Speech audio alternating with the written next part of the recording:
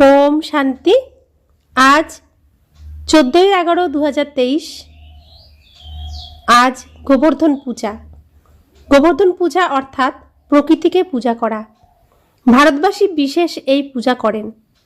পরমাত্মা আমাদের কাছে জ্ঞানের কথা খুব স্পষ্টভাবে ব্যাখ্যা করেন।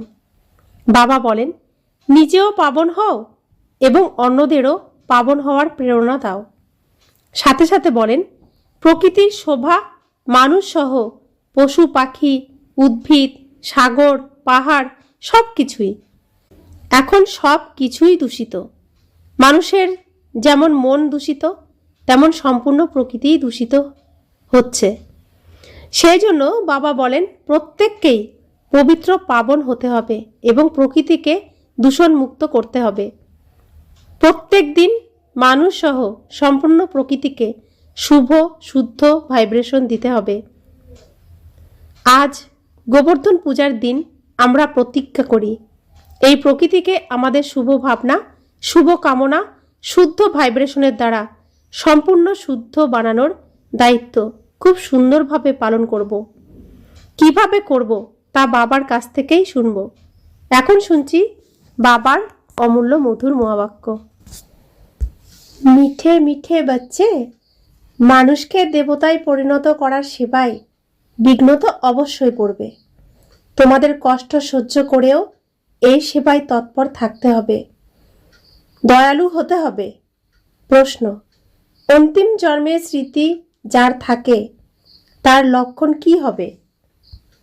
উত্তর, তাদের বুদ্ধিতে থাকবে যে এই দুনিয়ায় আর জন্ম নিতে হবে না এবং না তো অন্যকে জন্ম নিতে হবে। এই দুনিয়া হলো পাপ আত্মাদের দুনিয়া, এর বৃদ্ধি আর চাই না। এই দুনিয়ার বিনাশ নিশ্চিত। আমরা এই পুরানো বস্ত্র ত্যাগ করে নিজের ঘরে ফিরে যাব। এখন নাটক সম্পূর্ণ হয়েছে। গীত, নতুন প্রজন্মের কুড়ি। ওম শান্তি। বাবা বসে বাচ্চাদের বোঝাচ্ছেন যে, বাচ্চারা, তোমাদেরকে সকলের জ্যোতি জাগ্রত করতে হবে। এই কথাটি তোমাদের বুদ্ধিতে আছে। বাবারও অসীম জগতের ভাবনা থাকে যে সকল মানুষকে তাদের মুক্তির পথ বলে দিতে হবে। বাবা আসেন বাচ্চাদের সার্ভিস করতে, দুঃখ থেকে মুক্ত করতে। মানুষ বুঝতে পারে না যে এখন দুঃখ আছে, তাহলে নিশ্চয়ই সুখেরও কোনো স্থান থাকবে। সে কথা জানে না। শাস্ত্রে সুখের স্থানকেও দুঃখের স্থান বানিয়ে দিয়েছে। বাবা হলেন দয়ালু। মানুষ তো এই কথাও জানে না যে আমরা দুঃখে আছি, কারণ সুখের এবং সুখদাতার পরিচয় জানা নেই। এইসব হলো ড্রামার ভবিতব্য। সুখ কাকে বলে, দুঃখ কাকে বলে, সেসব জানা নেই। ঈশ্বরের উদ্দেশ্যে বলে যে তিনি সুখ দুঃখ প্রদান করেন, অর্থাৎ ওনার নামে কলঙ্ক লাগায়। ঈশ্বর, যাকে পিতা বলা হয়, তার পরিচয় জানে না। বাবা বলেন, আমি বাচ্চাদের কেবল সুখ প্রদান করি। তোমরা এখন জানো বাবা এসেছেন পতিতদের পবিত্র বানাতে। বলেন যে আমি সবাইকে সুইট হোমে অর্থাৎ পরমধামে নিয়ে যেতে এসেছি। সেই সুইট হোম হলো পবিত্র। সেখানে কোনো পতিত আত্মা থাকে না। সেই ঠিকানার কথা কেউ জানে না। বলে অমুকে নির্বাণধামে গেছে, কিন্তু কিছুই বুঝতে পারে না। বুদ্ধ নির্বাণধামে গেছেন তো নিশ্চয়ই সেখানকার নিবাসী ছিলেন, সেখানেই গেছেন। আচ্ছা, তিনি তো গেছেন, কিন্তু বাকিরা সবাই কিভাবে যাবে? সাথে কাউকে তো নিয়ে যাননি। বাস্তবে কেউ যায় না। সেজন্য সবাই পতিত পাবনকে স্মরণ করে। পাবন দুনিয়া হলো দুটি, এক মুক্তিধাম, দ্বিতীয় জীবন মুক্তিধাম, শিবপুরী ও বিষ্ণুপুরী। এটা হলো রাবণপুরী। আমরা যে এখন কলিযুগে আছি, এটা হলো রাবণপুরী। পরম পিতা পরমাত্মাকে রামও বলা হয়, রামরাজ্য বলা হয়। তো বুদ্ধি পরমাত্মার দিকে চলে যায়। মানুষকে তো পরমাত্মা রূপে সবাই বিশ্বাস করবে না।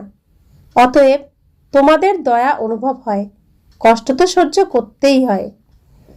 বাবা বলেন, মিষ্টি বাচ্চারা, মানুষকে দেবতা বানাতে এই জ্ঞান চক্ষে বাধা বিঘ্ন সৃষ্টি হবেই। গীতার ভগবান কটু কথা শুনিয়েছিলেন কি না? কটু কথা ওনাকেও এবং তোমাদেরও শুনতে হয়। বলা হয় কি না ইনি চতুর্থীর চন্দ্রমা দর্শন করেছিলেন। হয়তো বলা হয় গণেশ চতুর্থীর দিন চাঁদের দিকে তাকালে দোষ লাগে। এই সব হলো পুরাণের কাহিনী। দুনিয়ায় কত কত আবর্জনা রয়েছে। মানুষ কি না খায়, পশু হত্যা করে, কি কি করে। বাবা এসে এসব থেকে মুক্তি প্রদান করেন। দুনিয়ায় কত মারামারি আছে, তোমাদের জন্যে বাবা কত সহজ করে দেন। বাবা বলেন যে তোমরা শুধু আমায় স্মরণ করো, তাহলে বিকর্ম বিনাশ হয়ে যাবে। সবাইকে একটি কথাই বোঝাও। বাবা বলেন নিজের শান্তিধাম ও সুখধামকে স্মরণ করো, তোমরা হলে বাস্তবে সেখানকার বাসিন্দা। সন্ন্যাসীরাও সেখানকার পথ বলে দেন। যদি একজন নির্বাণধাম গেছেন, তাহলে অন্যদের নিয়ে যাবেন কিভাবে? তাদেরকে কে নিয়ে যাবে? ধরো বুদ্ধ নির্বাণধাম গেছেন, ওনার বৌদ্ধিজন এখানে বসে আছে, তাদেরও ফেরত নিয়ে যাক, তাই না? গায়নও আছে, যারা পয়গম্বর বা ধর্মাত্মা, সবার আত্মা এখানে আছে, অর্থাৎ কোনো না কোনো শরীরে আছে, তবুও মহিমা গাইতেই থাকে। আচ্ছা, ধর্মস্থাপন করে তো গেছেন, তারপরে কি হয়েছে? মুক্তিতে যাওয়ার জন্যে মানুষ কত চেষ্টা করে। উনি তো এই জপ তপ তীর্থ ইত্যাদি শেখাননি। বাবা বলেন আমি আসি সবার গতি সদ্গতি করতে, সবাইকে ফিরিয়ে নিয়ে যেতে। লৌকিকে ছেলেমেয়েরা খেলতে খেলতে সন্ধ্যা হয়ে যায়, বাড়ি ফেরার কথা যখন মনে থাকে না, মা বাবা বাচ্চাকে খুঁজতে যায়, খুঁজে তাকে ঘরে ফিরিয়ে নিয়ে আসে। সেরকম আমরাও এই পৃথিবীতে এসেছি অভিনয় করতে, হিসাব নিকাশ মেটাতে। এসে আমরা ঘরে ফেরার কথা ভুলে গেছি। তো বাবা এসেছেন আমাদেরকে নিয়ে যেতে, প্রত্যেককেই নিয়ে যেতে। আমাদের বাড়িতে, আমাদের ঘরে, পরমধামে আমরা সম্পূর্ণ পবিত্র এবং শান্ত হয়ে থাকি। তো বাবা এখন আমাদের ফিরিয়ে নিয়ে যেতে এসেছেন। আমরা তো গায়ে খেলতে খেলতে অনেক নোংরা মেখে নিয়েছি, সেই নোংরা পরিষ্কার করে তিনি ঘরে ফিরিয়ে নিয়ে যাচ্ছেন। তাই বলছে যে আমাকে স্মরণ করো, আমার দিকে তাকাও, আমি পরিষ্কার পরিচ্ছন্ন করে দেব। অন্যদিকে তাকিও না, অন্যরা নোংরা দেবে আর আমি পরিষ্কার করে দেব। বাবা প্রত্যেক আত্মাকে, প্রত্যেক মনুষ্য আত্মাকে পরিষ্কার করে তারপর ঘরে ফিরিয়ে নিয়ে যাবেন। তিনি তার সমস্ত বাচ্চাদেরকে সুখে থাকতে দেখতে চান। আর তিনি সুখের বাড়িঘর তিনি বানিয়ে দিচ্ছেন, সুখের রাজ্য তিনি বানিয়ে দিচ্ছেন, যেখানে অত্যন্ত সুখ এবং আমাদের যাওয়ার উদ্দেশ্য স্বর্গ, বৈকুণ্ঠ, তো তিনি বানাচ্ছেন আমাদের জন্য। তিনি সুখের রাজ্য স্থাপন করছেন। তার সমস্ত সন্তান কি সেই সুখের রাজ্যে যেতে পারবে? যারা সুখটাকে ধরে রাখতে পারবে, তার মর্যাদা দেবে, সেই সব বাচ্চাদেরকে তিনি, তার সুসন্তানদেরকে তিনি দায়িত্ব দেবেন সেই রাজ্যের। আর যারা তাকে নষ্ট করবে, সুখকে নষ্ট করবে, তাদেরকে সেখানে যেতে দেবেন না, তাদেরকে ঘরে রেখে দেবেন নিজের কাছে। তারা একটু দুষ্টু, তাই তাদেরকে পাঠাবেন না সুখের রাজ্যে, তাদেরকে শান্তিতে রেখে দেবেন নিজের কাছে, একদম বাড়িতে। তো বাবা বলছেন সত্যযুগে আছে জীবন মুক্তি, সেখানে একটিই ধর্ম থাকে, বাকি সব আত্মাদের ফিরিয়ে নিয়ে যায়।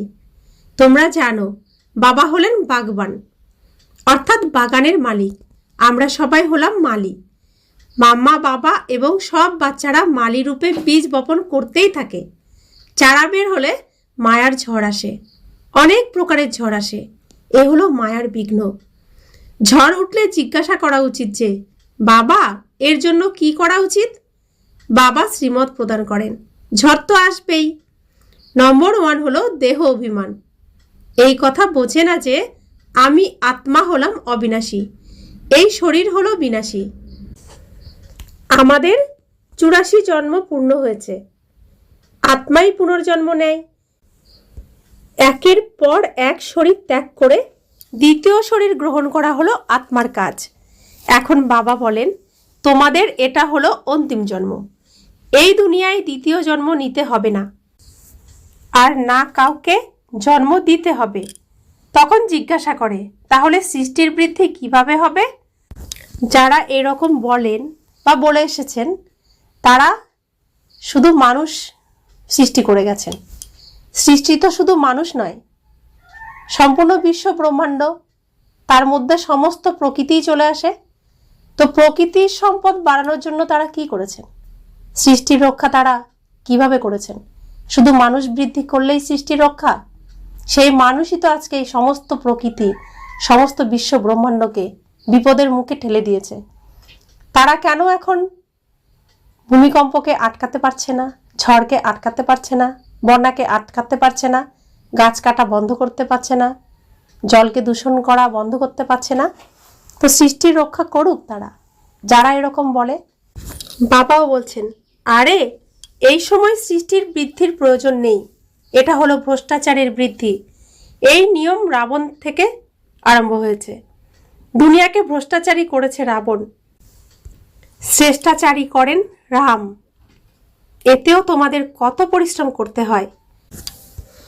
ক্ষণে ক্ষণে তোমরা দেহ অভিমানে চলে আসো।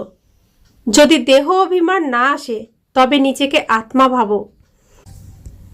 সত্য যুগেও তো দেবতারা নিজেদেরকে আত্মাই তো ভাবে। তারা জানে এখন আমাদের এই শরীর বৃদ্ধ হয়েছে, এই শরীর ত্যাগ করে নতুন নেব। এখানে তো অর্থাৎ এই কলিযুগে আত্মারও তো জ্ঞান নেই। আমি যে আত্মা, এই জ্ঞানটুকুও তো ছিল না আমার। নিজেকে দেহ ভেবে নিয়েছে। এই দুনিয়া থেকে ফিরে যাওয়ার ইচ্ছে তাদের হয় যারা দুঃখে থাকে। সেখানে সদাই সুখ বিরাজমান। যদিও আত্মার জ্ঞান সেখানে থাকে, এক শরীর ছেড়ে অন্য দেহ ধারণ করে, তাই দুঃখ হয় না। সেটা হলো সুখের প্রালব্ধ। এখানেও আত্মা শব্দটি বলা হয়, যদিও অনেকে আত্মাকেই পরমাত্মা বলে দেয়। আত্মা আছে, সেই জ্ঞান তো আছে, কিন্তু এই কথা জানে না যে আমরা এই পার্ট থেকে ফিরে যেতে পারি না। এক শরীর ছেড়ে দ্বিতীয় শরীর ধারণ অবশ্যই করতে হয়। পুনর্জন্মে তো সবাই বিশ্বাস করবে, তাই না? কর্মভোগ তো সবাইকে ভোগ করতে হয়। মায়া রাজ্যে কর্ম বিকর্ম হয়, তাই কর্মভোগ আছে। সেখানে এমন কর্ম নেই যে দণ্ডভোগ করতে হয়। অর্থাৎ বাবা কলিযুগ আর সত্যযুগের মধ্যে পার্থক্য বোঝাচ্ছেন আমাদেরকে। এখন তোমরা বুঝেছো যে ফিরে যেতে হবে, বিনাশ তো হবেই। বোমা ইত্যাদির ট্রায়াল তো চলছে। ক্রুদ্ধ হয়ে যে কোনো সময় বর্ষণ করে দেবে, এ হলো পাওয়ারফুল বোমা। গায়নও আছে ইউরোপবাসী যাদব। যদিও আমরা সব ধর্মের মানুষদের ইউরোপবাসী বলবো। ভারত হলো একদিকে, বাকি তাদের সবাইকে এক করে দেওয়া হয়েছে। নিজের দেশের প্রতি সবার ভালোবাসা তো থাকে, কিন্তু এমনই ভবিতব্য হলে কি করা যাবে? বাবা তোমাদেরকে সম্পূর্ণ শক্তি দিচ্ছেন। যোগ বলের দ্বারা তোমরা রাজত্ব নিচ্ছ। তোমাদের কোনো কষ্ট দেওয়া হয় না। বাবা শুধু বলেন, আমাকে স্মরণ করো, দেহ অভিমান ত্যাগ করো। তারা বলে, আমি রামকে স্মরণ করি, শ্রীকৃষ্ণকে স্মরণ করি। তারা নিজেদেরকে আত্মা ভাবে না। যদি আত্মা ভাবত, তাহলে আত্মার পিতাকে স্মরণ কেন করে না? বাবা বলেন, আমি হলাম পরম পিতা, পরমাত্মা, আমাকে স্মরণ করো। তোমরা জীব আত্মাদের কেন স্মরণ করছো? তোমাদের দেহি অভিমানী হতে হবে। আমি আত্মা, বাবাকে স্মরণ করি। বাবা আদেশ করেছেন, স্মরণ করলে বিকর্ম বিনাশ হবে এবং অবিনাশী উত্তরাধিকারও বুদ্ধিতে থাকবে। পিতা ও সম্পত্তি অর্থাৎ মুক্তি এবং জীবন মুক্তি, এর জন্যে ঘুরে ঘুরে কত ধাক্কা খায়। যজ্ঞ, জপ, তপ ইত্যাদি করতে থাকে। পোপের কাছেও আশীর্বাদ নিতে যায়। এখানে বাবা শুধু বলেন যে দেহ অভিমান ত্যাগ করো, নিজেকে আত্মা নিশ্চয় করো। এই নাটক সম্পূর্ণ হয়েছে, আমাদের 84 জন্ম সম্পূর্ণ হয়েছে। এখন বাড়ি ফিরতে হবে। কত সহজ করে বোঝান, গৃহস্থে থেকে বুদ্ধিতে এই কথাটি রাখো। যেমন নাটক সম্পূর্ণ হলে বোঝা যায় আর 15 মিনিট বাকি আছে, এখন সিন শেষ হবে। অ্যাক্টররা বুঝতে পারে আমরা এই বস্ত্র ত্যাগ করে ঘরে ফিরব। এখন সবাইকে ফিরে যেতে হবে। নিজের সঙ্গে এমন কথা বলা উচিত, কত সময় আমরা দুঃখের পাঠ করেছি সেসব জানা আছে? এখন বাবা বলছেন, আমাকে স্মরণ করো, দুনিয়ায় কি কি হচ্ছে সেই সব কিছু ভুলে যাও। এই সব কিছু শেষ হয়ে যাবে, এখন বাড়ি ফিরে যেতে হবে। তারা ভাবে যে কলিযুগ এখনো 40,000 বছর চলবে। একেই বলে ঘোর অন্ধকার। পিতার পরিচয় নেই, জ্ঞান মানেই পিতার পরিচয়। অজ্ঞান মানে পিতৃ পরিচয়হীন, অর্থাৎ ঘোর অন্ধকারে আছে। এখন তোমরা আছো ঘোর আলোয়, নম্বর অনুযায়ী পুরুষার্থ অনুসারে। এখন রাত পূর্ণ হচ্ছে, এবার আমরা ফিরে যাব। আজ ব্রহ্মার রাত, কাল হবে ব্রহ্মার দিন। পরিবর্তন হতে একটু সময় তো লাগবে। তোমরা জানো এখন আমরা মৃত্যু লোকে আছি, কাল অমর লোকে থাকবো। প্রথমে তো ফিরে যেতে হবে, এমনভাবেই 84 জন্মের চক্র পরিক্রমা করে। এই পরিক্রমা থামে না। বাবা বলেন, তোমরা কতবার আমার সঙ্গে সাক্ষাৎকার করেছ? বাচ্চারা বলে যে অনেকবার। যখন তোমাদের 84 জন্মের চক্র সম্পূর্ণ হবে তখন সবারই সম্পূর্ণ হবে। একেই বলা হয় জ্ঞান। জ্ঞান প্রদানকারী হলেন জ্ঞান সাগর, পরমপিতা পরমাত্মা, পতিত পাবন। তোমরা জিজ্ঞাসা করতে পারো, পতিত পাবন কাকে বলা হয়? ভগবান তো নিরাকারকে বলা হয়। তাহলে তোমরা রঘুপতি রাঘব রাজা রাম কেন বলো? আত্মাদের পিতা হলেন নিরাকার, বোঝানোর জন্য যুক্তি চাই। দিন প্রতিদিন তোমাদের উন্নতি হতে থাকবে, কারণ তোমরা এখন গুহ্য জ্ঞান প্রাপ্ত করছো। বোঝানোর জন্য শুধু অল্পকেই নাও। অল্পকে ভুলেই তো অনাথ হয়েছে, দুঃখী হয়েছে। একের দ্বারা একমাত্র বাবাকে জানলে তোমরা 21 জন্মের জন্য সুখী হয়ে যাবে। এ হলো জ্ঞান, ওটা হলো অজ্ঞান। যারা বলে পরমাত্মা হলেন সর্বব্যাপী, আরে তিনি হলেন বাবা। বাবা বলেন তোমাদের মধ্যে ভূত রয়েছে সর্বব্যাপী। 5 বিকার রূপী রাবণ হলো সর্বব্যাপী। এই কথা বোঝাতে হয়। আমরা ঈশ্বরের কোলে আছি, এই কথাতে খুব নেশা হওয়া উচিত।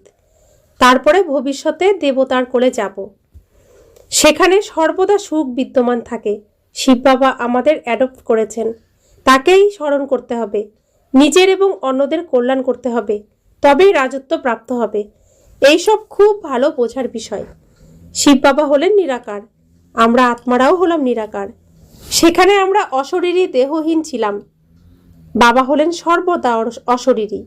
বাবা কখনো শরীররূপী বস্ত্র ধারণ করে পুনর্জন্মে আসেন না। বাবা একবার রিইনকার্নেট অর্থাৎ শরীর ধারণ করেন। সর্বপ্রথম ব্রহ্মাকে রচনা করেন, তারপরে তাকে আপন করেন এবং নামও রাখতে হয়। ব্রহ্মা না থাকলে ব্রাহ্মণ কোথা থেকে আসবেন? অতএব ইনি হলেন সেই যিনি সম্পূর্ণ 84 জন্ম নিয়েছেন। গৌর ছিলেন, পরে শ্যামলা হয়েছেন। সুন্দর থেকে শ্যাম, শ্যাম থেকে সুন্দর হন। ভারতের নামও আমরা শ্যাম সুন্দর রাখতে পারি। ভারতকেই শ্যাম, ভারতকেই গোল্ডেন এজ সুন্দর বলা হয়।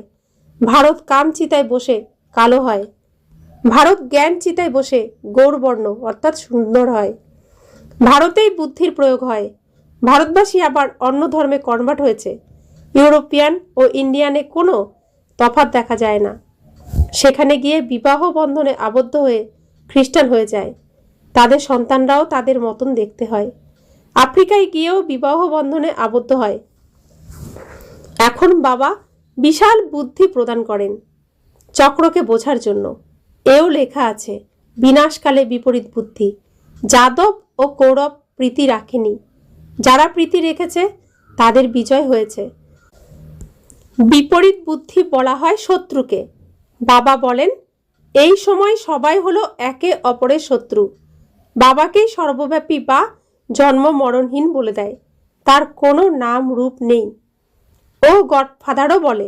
সাক্ষাৎকারও হয় আত্মা ও পরমাত্মার। আত্মা ও পরমাত্মার মধ্যে কোনো তফাৎ থাকে না। বাকি নম্বর অনুযায়ী শক্তিতে কম বেশি হয়েই থাকে। মানুষ যদিও মানুষ, কিন্তু তাতেও পদমর্যাদা তো থাকেই। বুদ্ধির তফাৎ হয়। জ্ঞানসাগর তোমাদের জ্ঞান প্রদান করছেন, তাই